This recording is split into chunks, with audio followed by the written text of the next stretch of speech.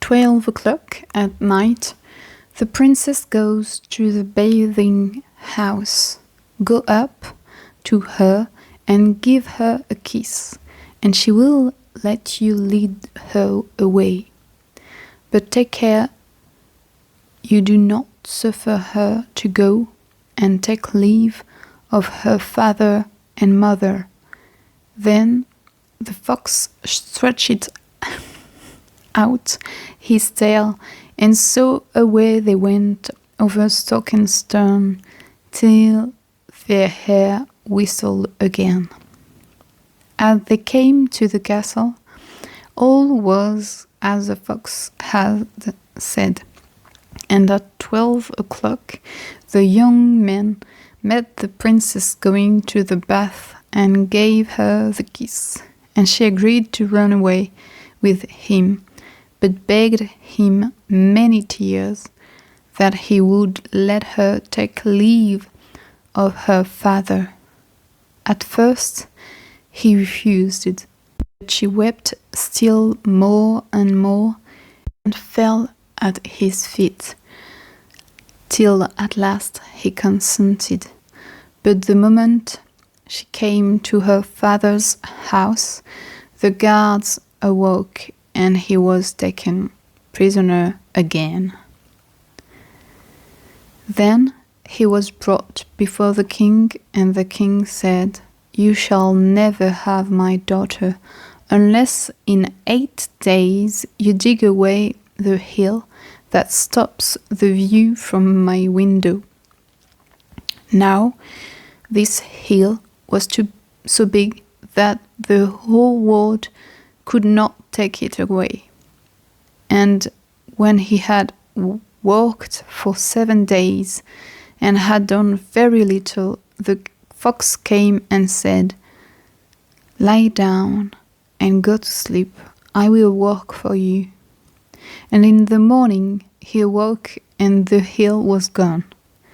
So he went merrily to the king and told him that now that it was removed, he must give him the princess.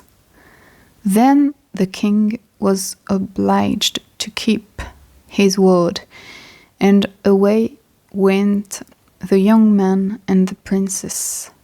And the fox came and said to him, "We will have all three, the princess, the horse, and the bird." "Ah," said the young man, "that would be a great thing, but how can you contrive it?"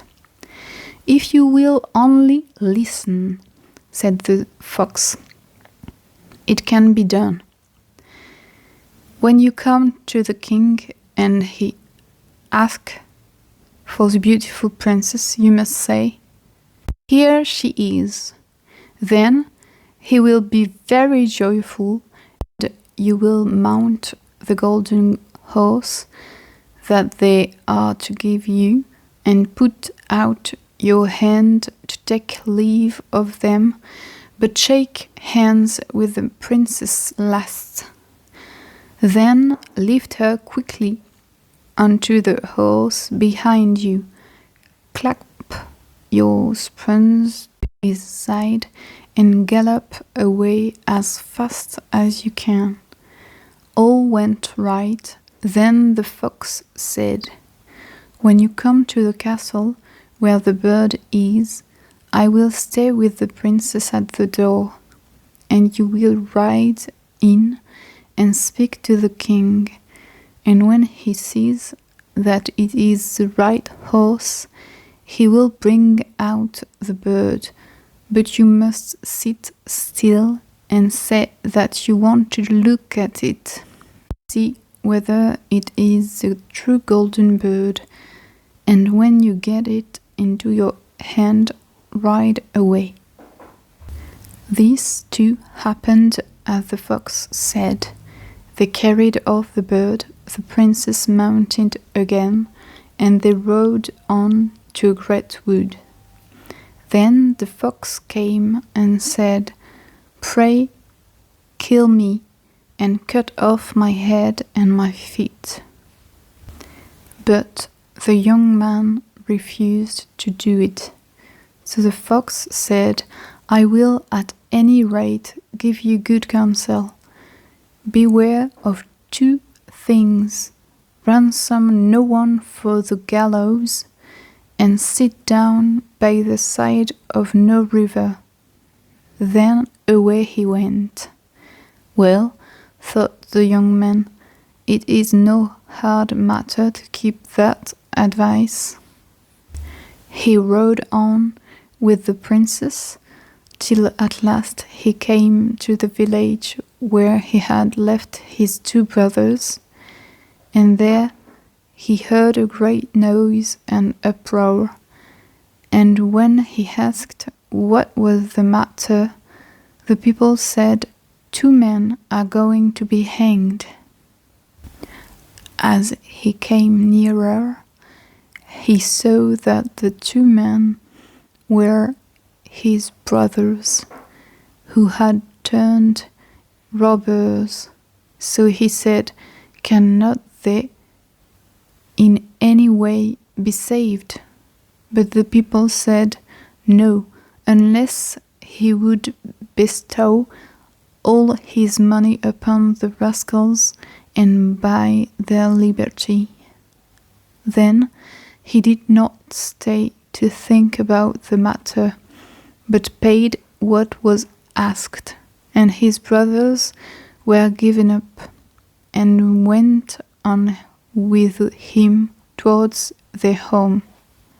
And as they came to the wood where the fox first met them, it was so cold and pleasant that the two brothers said, "Let's sit down by the side of the river and rest a while to eat and drink." So he said, "Yes," and forgot the fox's counsel, and sat down on the side of the river. And while he suspected nothing, they came behind and threw him down the bank, and took the princess, the horse, and the bird, and went home to the king their master, and said, "All this have we won by our labor." Then there was great rejoicing made, but the horse would not eat, the bird would not sing, and the princess wept. The youngest son fell to the bottom of the river's bed.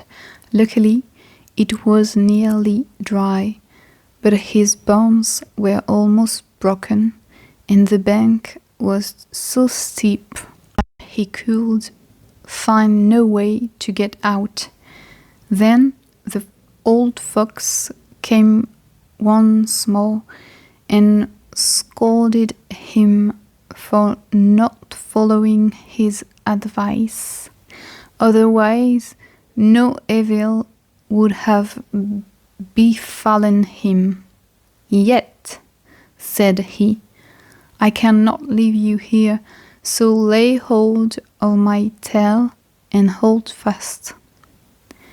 Then he pulled him out of the river and said to him, as he got upon the bank, "Your brothers have set watch to kill you if they find you in the kingdom."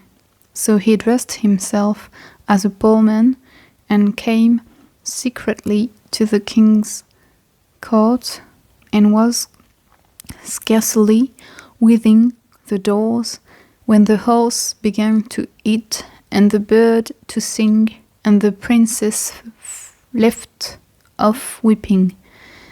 Then he went to the king and told him all his brothers' roguery, and they were seized and punished.